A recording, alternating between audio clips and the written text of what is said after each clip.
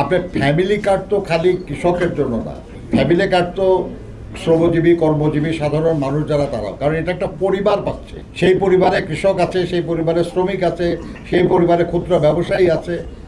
আপনার family card তো কোনো একটা বিশেষ শ্রেণীর জন্য না, এটা ফ্যামিলির জন্য, পরিবারের জন্য, দরিদ্র পরিবারের জন্য। আমাদের নির্বাচনী ইশতেহারে এই ব্যাপারে এইভাবে স্পেসিফিক কিছু বলা নাই, কিন্তু শ্রমিকদের জন্য যেসব প্রতিশ্রুতি দেওয়া আছে আমরা ওতে সন্তুষ্ট। আমরা যদি সেটা পূরণ করা হয়, আমরা বিশ্বাস করি শ্রমজীবী মানুষের কল্যাণ হবে সেখানে আর কি। সেখানে আপনাদের কথা বলা আছে, কারণ আমরা মনে করি শ্রমজীবী, আপনারা নিজেদের মনে করেন কিনা সেটা আপনাদের ব্যাপার, কিন্তু আমরা মনে করি যে আপনারাও শ্রমজীবী কর্মজীবী মানুষ। আপনাদের যে সংগঠন সেটাও ট্রেড ইউনিয়ন একটা রেজিস্টার্ড, এবং আপনাদের জন্য সাংবাদিকদের বেতন, সাংবাদিকদের যে অধিকার, এগুলোর ব্যাপারে আমাদের কিন্তু প্রতিশ্রুতি আছে। আমরা চেষ্টা করবো সেটা পূরণের জন্য। এটা শ্রমিক আন্দোলনের পক্ষ থেকে না, আমি বিএনপির একজন প্রতিনিধি হিসাবে বলতেছি আর কি। বন্ধুগণ, একটা জিনিস মনে রাখবেন আর কি, যে ইতিহাস হলো এই 1886 সালে উত্তর আমেরিকায় এই আন্দোলনটা মূলত হয়, কিন্তু মনে করা ঠিক না আর কি যে শুধু আমেরিকায় হয়েছে এটা। ওই একই সময়ে এমনকি কলকাতার হাওড়ায় রেল শ্রমিকরা আন্দোলন করেছে 8 ঘন্টা কাজের দাবিতে।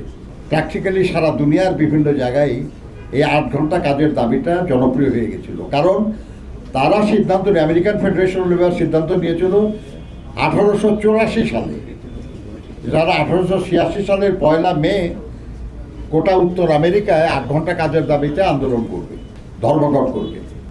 এটা আন্দোলনটা এত জনপ্রিয় হয়ে গেছিল যে সারা দুনিয়ার বিভিন্ন জায়গায় এই একই দাবিতে আন্দোলন শুরু হয়েছিল। আপনারা জানেন যে ভারতবর্ষ তখন ব্রিটিশের অধীন ছিল, এবং মাদ্রাজ, এখানে আন্দোলন, হাওড়া রেল শ্রমিকরা আন্দোলন করেছে। এমনকি তখনকার দিনে আমাদের দেশে শুধু টেক্সটাইল একটা ইন্ডাস্ট্রি ছিল, আমাদের এই পূর্ব বাংলা যেটা ছিল, যেটা পূর্ব পাকিস্তান এবং পরে বাংলাদেশ হয়, এখানে তখন শুধু মোহিনী মিলস কিংবা এই যে লক্ষ্মীনারায়ণ, চিত্তরঞ্জন, এরকম কিছু এরা মানে কেবল বোধহয় হচ্ছে তখন রেল লাইন বসানো কেবল শুরু হয়েছে অ্যাকচুয়ালি। তো সেই সময়ে এই আন্দোলনটা কিন্তু বিশ্বব্যাপী ছিল। বাট মনে রাখবেন যে 1886 সালের পরে 1889 সালে প্যারিসে ইন্টারন্যাশনাল লেবার কনফারেন্স হয়, আইএলও না, ইন্টারন্যাশনাল লেবার কনফারেন্স।